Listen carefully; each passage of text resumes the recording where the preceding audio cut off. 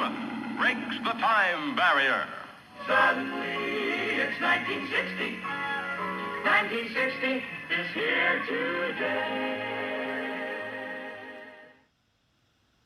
Plymouth had historically been number 3 in U.S. vehicle sales dating back to 1932, when it took the number 3 spot from Buick by selling 186,000 vehicles in that year, up from just 75,000 in 1931.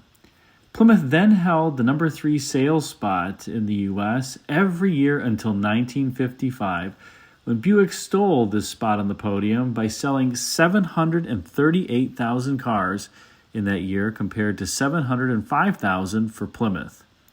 Chrysler's leadership didn't take this lightly, and Chrysler President Tex Colbert made it a personal mission to get Plymouth back into the number 3 spot in sales. The result was one of the most radically styled vehicle lineups in automotive history, that of the 1957 Plymouths. Let's examine a bit more about the 1957 Plymouth lineup, why it was so radical for the time, what made it great, what were some of the strange things, and even what were its weaknesses. When it was introduced in 1957, the Plymouth lineup included the Plaza at the low end, Savoy, Belvedere, and the Fury at the top end, similar to the 1956 models. On the wagon side, there was the Deluxe, the Custom, and the Sport Suburbans. The entire lineup marked such a radical departure from the previous year that Plymouth's advertising slogan for 1957 was, "Suddenly it's 1960." Ads further proclaimed that Plymouth was the only car that dared to break the time barrier. And it wasn't just all speak, it was really true. General Motors, who was the historical market leader through the 1950s, and the style leader as well, was churning out vehicles by this point that looked portly, doughy, and were bedecked with copious amounts of chrome. In fact, many would argue that aside from some iconic Chevys, GM's 1957 and 8 lineup would represent a nadir in the company's styling. By contrast, Chrysler styling chief Virgil Exner had devised an entirely new look for Plymouth in 1957 that best exemplified the stylish creed longer, lower, and wider. Even if the cars didn't strictly adhere to this dictum, particularly in the case of overall length, where on the non-wagon side, the 56 and 57 Plymouth both stretched to about 205 inches, they certainly looked the part. Wagons did, however, get some extra length due to the fact that Plymouth now shared their 122-inch wagon wheelbase with the larger Chrysler wagons. Thus, a buyer of a Plymouth wagon got the same interior roominess as a buyer who purchased the more expensive Chrysler wagon. The wagon wheelbase was also 4 inches longer than that used on the non-wagon vehicles. Up front, the 1957 Plymouth got sheet metal that canted forward ahead of the headlights, giving the car the appearance of motion even when standing still. This was further accentuated by aircraft-inspired tail fins that were beautifully sculpted into the body side and canted slightly outward, differentiating these fins from other makes like Cadillac, where fins were perfectly vertical and symmetrical.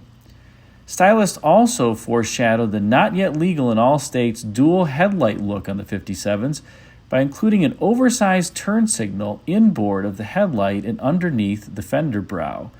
It was a daring yet successful design that would soon be copied across the industry once all states legalized dual headlights shortly thereafter. Cowl height was lowered considerably on the 57 Plymouths, so much so that the Chrysler engineers were forced to ditch conventional coil springs up front in favor of torsion bars, enabling the relatively low cowl and hood design. This was but one of a few cases in automotive history, perhaps, where stylists and engineers almost saw perfectly eye to eye on something, as engineers loved the torsion bar suspension due to improved handling, flat cornering, as well as braking, and the designers liked what this new setup enabled. Engineers also revised underhood air cleaners and intakes with shapes that could further facilitate newly lowered hoods, including those air cleaners used on the 57 Fury-powered engines. The result was a hood line that was lower than the fender tops versus flat to it or above it, as was often the case in previous models. The lowering of the car extended to the main cabin, where 57 Plymouths had their overall height dropped by up to 5 inches, as was the case on some of the coupes, versus the 1956 models. The vehicles had gracefully arching semi-fastback roofs with wraparound windshields. As a result, overall glass area was up considerably, providing excellent visibility for drivers and passengers alike. In fact, glass area was so large that windshield wipers needed to be lengthened from their previous 12 inches to 16 inches to clear the glass area in rainstorms. Interiors, of course, were also all new on the 1957 Plymouth, and they differed significantly from the 55 and 6 design that was pretty symmetrical from an instrument panel perspective. Now all the instruments were placed directly in front of the driver, and vents had an interesting swivel mounting that allowed them to be rotated around to almost any part of the car. Overall, the combination of interior and exterior styling and the work done by the design and engineering team led to a beautifully sleek and sexy car that was not only futuristic but appealed to the masses. These 1957 Plymouths were so on the money that the previous style leader, GM, had to essentially execute a melt and repour on its entire 1959 lineup once their designers caught a glimpse of the 1957 Plymouths. Legend has it that several GM design leaders went to the gates of Chrysler's Detroit-based assembly plants to see the new Plymouths in the flesh before deciding that their 1959 model lineup required a full redo. Over the course of the 57 model year, a number of running changes were made to the exterior styling to address customer feedback. The first was that a vertical divider was added to each slat in the argent-colored valence panel below the front bumper to make the openings look less severe. At the rear, a mid-year change was made, eliminating a notch in the rear valence panel under the bumper for exhaust outlets. The exhaust setup was rerouted, and this enabled elimination of a notch that was different between single and dual exhaust cars and allowed Plymouth to commonize this panel across all setups. Under hood, buyers could choose from 4 engine choices in their Plymouths: the familiar PowerFlow 6 that made 132 horsepower, up 7 from the previous year, or 3 V8s, which were denoted by the V badge on the sides of the front fenders. The entry-level V8 was 197 horsepower, 277 cubic inch high-fire V8 that was interestingly just exclusive to the Plaza trim. Couldn't be ordered on any other Plymouth.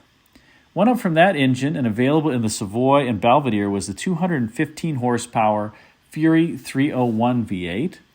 A $36 option was the Fury 301 quad engine with a 4-barrel carburetor and dual exhaust, making 235 horsepower from 301 cubic inches. And most famously for the serious enthusiast, a $245 option was the Fury V800 engine that made 290 horsepower from 318 cubic inches. It was a standard engine in the beautiful Plymouth Fury, but it was also available in any other Plymouth. And it featured a special Carter carburetor, intake, 2 interesting-looking air cleaners, a dual-point distributor, hotter cam, and other items. Overall, the 1957 Plymouths delivered the sales hit Chrysler leadership so desired, and Plymouth reclaimed its number 3 spot in U.S. auto sales yet again. It was, however, a bit of a Pyrrhic victory for the corporation, as the sky-high sales on these vehicles forced Chrysler into running their assembly plants at full tilt, on overtime, and at a very high line speed. Quality thus suffered, and numerous buyers swore off Chrysler products for some time. One egregious quality sin that wasn't related to assembly quality was that these cars lacked front inner fender liners, so road debris and salt would simply get flung up onto the backside of the headlight buckets and on the underside of the fenders, causing them to rust quickly. Water leaks and even coat hook issues were common on these cars. Nonetheless, the 1957 Plymouths have earned their place in automotive history as some radically styled and yet beautiful cars that appealed to the masses, and certainly are vehicles which are highly sought after by collectors, particularly in Fury form or with the Fury V800 engine under hood. Let's close out now with this ad from 1957 for the all-new Plymouths. Suddenly, it's 1960.